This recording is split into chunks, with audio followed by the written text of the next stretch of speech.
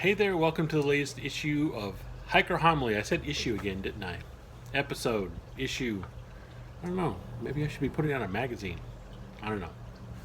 Episode of Hiker Homily, and this time we're going to talk about some of the misinformation or myths in.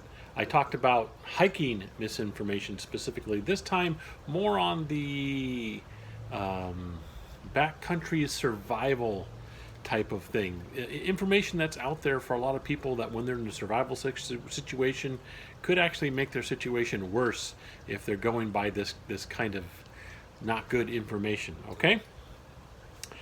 And the first big thing that I want to talk about, I'm looking down at my notes,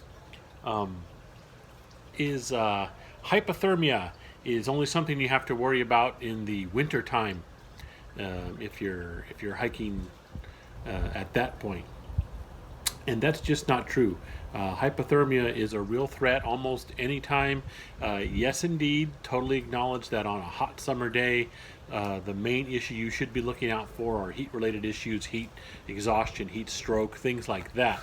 But on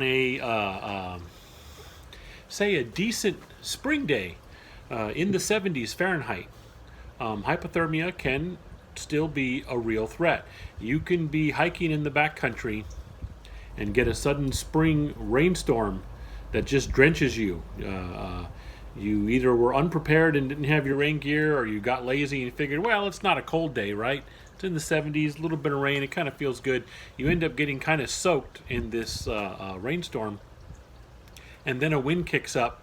For hypothermia, even mild hypothermia, we're talking only a body core temperature, which is normally 98.6, right? Right around there is your normal human body core temperature. Only a 3-degree change. Your body core temperature gets down to 95. You're going to start having issues from small term minor hypothermia, and it could get worse from there. You have to cross a stream. Again, we're talking a nice day in the 70s. It's not cold outside. There's no snow anywhere. It's not wintertime and things like that. You cross a stream. You get yourself soaking wet. Come out and you're in the shade of the trees. You don't have direct sunlight coming in on you, and so the temperature there is actually a little bit lower than it would be out in the sunshine. Again, you lowered that body core temperature only a few degrees, and that's all it takes to start hypothermia. So it is something you do have to be cognizant of, even on non-winter time. So you can't just go out there in the springtime and hypothermia is not something to worry about. It could be, so just be aware of it. That's the big thing. The next big thing that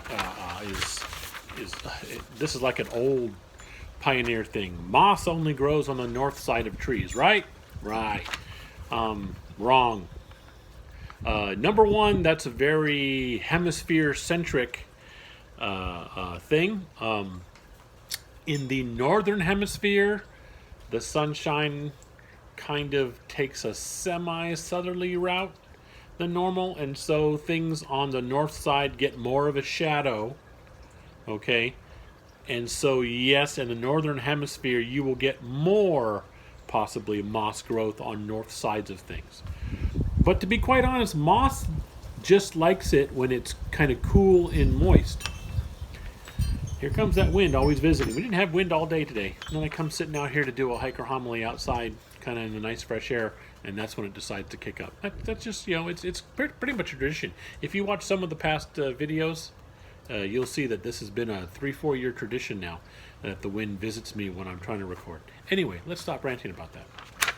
Moss on the trees. Moss likes shade and moisture, and so if you're trying to use that as your guide, you have to take into account what if the trees are growing very close to a hillside that ends up getting shade a lot of the time, then it's not going to matter whether it's north side or south side. The moss is going to grow. If it's near moist areas, a lot of moisture in the air all the time, moss is going to grow on all sides of the tree. It's not going to care north or south. It's going to be there. And if you're in the southern hemisphere, you're going to get more growth on the south side of trees, yes. But even then, the same kind of thing. any surface that's not going to get a lot of direct sunlight, and so it's got a lot of shade and has a decent amount of moisture, the moss is going to grow on it, regardless of the direction. So just keep that in mind. You cannot use that as your, if you don't have a compass with you, oh, there's moss on that side of the tree, that must be north. That is not necessarily true. You need to take into account a bunch of other factors to figure that out, okay? All black and blueberries are safe to eat. There's kind of that thing. It's like, yeah, some of these colors are safe. Some of these all of these colors, no. And then all of these colors, yes, totally safe to eat. That's not true. Do your research. I've said that before and things like that. Research things. If you're not sure what a berry is, don't just go by its color to decide whether or not it's an edible berry or not, okay? Because not all black and blueberries. Yes, blueberries, blackberries specifically, those obviously we know are edible, and if you know how to identify those berries in the wild, cool, it's a great treat. I've done it before myself. Had a few berry snacks and things on a trail that are there. It's really neat to do, but man, you really got to know what those are. If I'm not sure that those are blackberries or blueberries, or boy, they kind of look like blueberries, but they're a little darker, and that's not really a blueberry plant if I remember right. Don't eat those berries. Don't do that.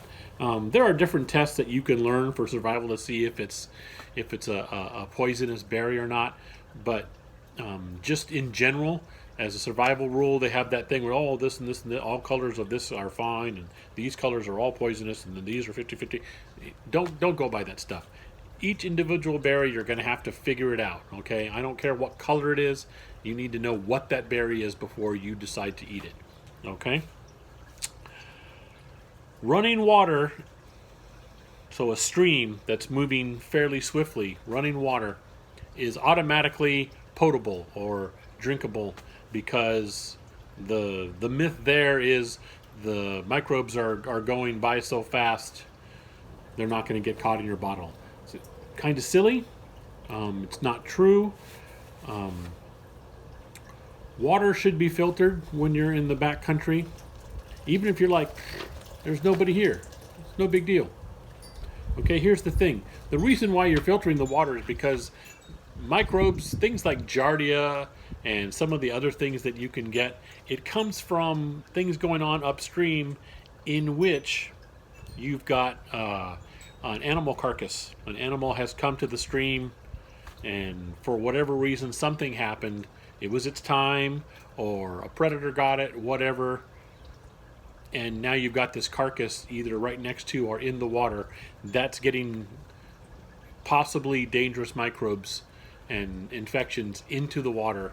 And if you're downstream, doesn't matter how fast that water is moving, it's still in the water. You could get it in your bottle. So filter or purify. Okay? An animal comes to the stream, way upstream, to take a drink, decides time to do his duty, takes a poop right there in the water. That's going to get stuff into the water. And again, it doesn't matter how fast the water is moving, if it's a moving stream or if it's a sitting pool. Yes, sitting pools, you have more of a chance of getting other stuff there, because that's when you start getting things like algae and other things growing in the water, stuff like that. But moving water is still going to have microbes in it that could be harmful to you and make you sick if there's something going on upstream. Animals pooping, animals dying, whatever, upstream going on. It's still going to be in the water. Okay? There we go. And a final one, I don't hear it too much anymore, but it was kind of a big thing, is striking two rocks together is how you make a fire. Any two rocks, apparently. No, that's not true at all.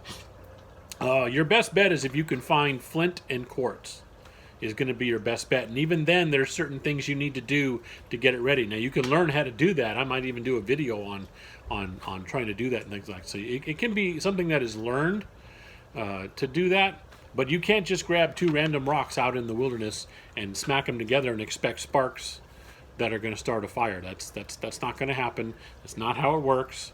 It has, there's a reason why the sparks are made. It's a particular type of rock striking another particular type of rock is what creates a spark. And then you also have to have the bedding ready for it. And there's a whole process there. It's not just taking two random rocks, smacking them together to get a fire started. No. So those are some of the survival kind of misinformation myths that are kind of out there. If you're in the backcountry and you get into a situation, there's a lot of people, and I've actually run into people who's like, well, I tried to get out. I didn't have my compass with me, blah, blah, blah. And now, a lot of these situations, of course, it's somebody who's not prepared, right?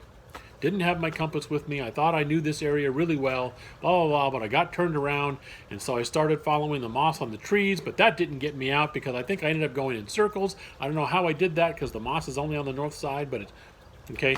Stuff like I've talked to people where that has happened to them. They've gotten themselves turned around, or they've ended up getting giardia because, well, it was a nice flowing river. The river was just moving right along. I just scooped it up in my canteen. I just drank. Yep. And I know there's plenty of people out there that are going to tell you I've had that one when I did the hiker homily on filtering your water and why I personally filter my water all the time. You're always going to get people with their anecdotal stories.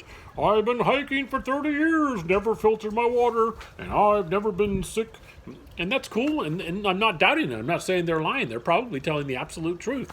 That doesn't mean anything to anybody else but them. It really doesn't. Okay? For the vast majority of the population, hey, good luck on them. That's awesome. 30 years, no filtering, no sickness. Pow. They're amazing. They're so special. But the vast majority of the population, you need to filter your water because you're not going to want giardia. Take it from somebody who got it somehow backpacking. Don't do that. You don't want that stuff. And that's about it for this episode of Hiker Homily. If you want to leave any comments besides down below and Patreon and all the other places I post this, as always, at hikingforhealthca@gmail.com. You can get a hold of me there on that email. Any stories, any other type of survival style myths that or misinformation that is out there that could get people in trouble if they start following it thinking it's going to get them out of trouble. It could actually get them in deeper trouble. Let me know about those. Maybe we'll do another video and I'll credit you for the idea. That's awesome. Other than that, as always, this is a goofy little channel. I'm having fun with it. I hope you're kind of enjoying it too. So thanks for watching, and that's about it. We'll talk to you next time.